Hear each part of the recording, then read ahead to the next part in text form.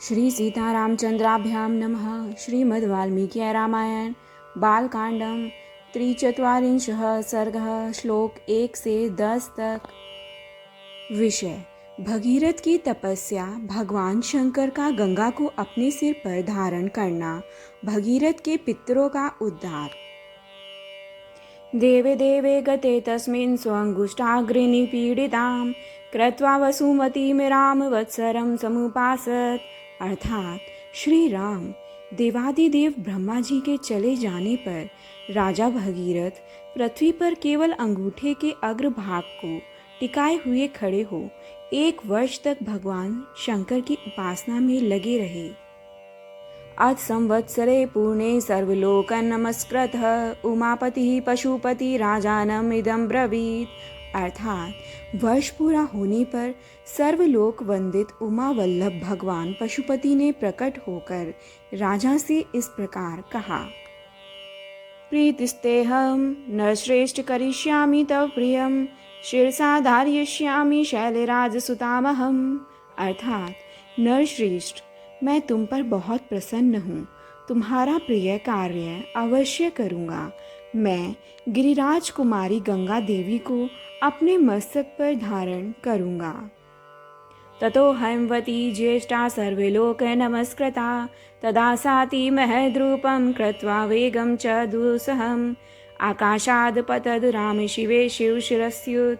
अर्थात श्री राम शंकर जी की स्वीकृति मिल जाने पर हिमालय की ज्येष्ठ पुत्री गंगा जी, जिनके चरणों में सारा संसार मस्तक झुकाता है, बहुत बड़ा रूप धारण करके अपने वेग को दुस्सह बनाकर आकाश से भगवान शंकर की शोभायमान मस्तक पर गिरी।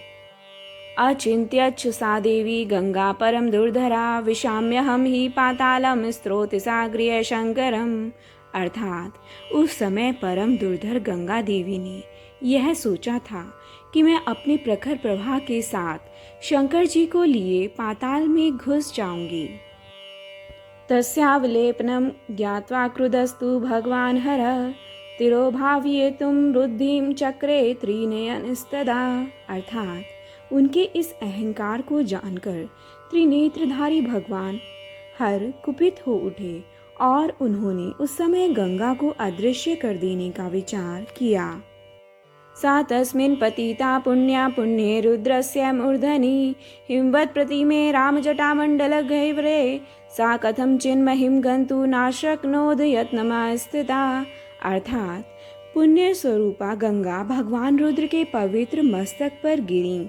उनका वह मस्तक जटामंडल रूपी गुफा से सुशोभित हिमालय के समान जान पड़ता था। उस पर गिरकर विशेष प्रयत्न करने पर भी किसी तरह वे पृथ्वी पर न जा सकीं। नैव सा निर्गमं लेभे जटामण्डलम् अन्ततः तत्रैव बाबभ्रुमद देवी संवत्सर गणान बहून। अर्थात भगवान शिव के जटा जाल में उलझकर किनारे आकर भी गंगा देवी वहां से निकलने का मार्ग न पा सकीं और बहुत वर्षों तक उस जटाजूट में ही भटकती रहीं। ताम पश्यत् पुनस्तत्र तपः परममास्थितः स तेन तोषितश्चासीदत्यन्तं रघुनंदन। अर्थात रघुनंदन भगीरथ ने देखा गंगा जी भगवान शंकर के जटामंडल में अदृश्य हो गई हैं।